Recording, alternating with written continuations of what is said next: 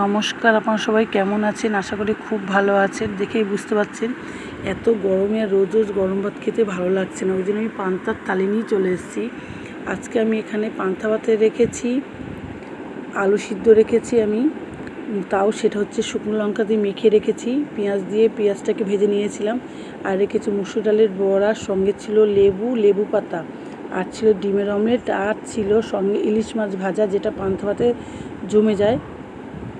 আর তার সঙ্গে কাঁচা পেঁয়াজ ছিল, কাসন্দ ছিল, পোস্ত বাটা ছিল।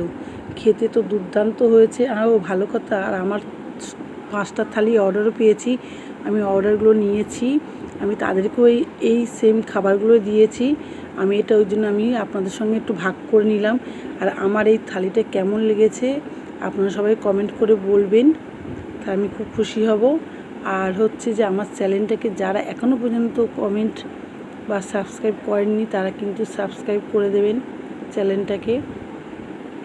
আর ভিডিওটা দেখে কেমন লেগেছে সবাই একটু অবশ্যই কমেন্ট করে জানাবেন। ভিডিওটা এই পর্যন্ত, আমি আবার একটা নতুন ভিডিও নিয়ে চলে আসব। আজকের মতন ভিডিওটা এই পর্যন্ত।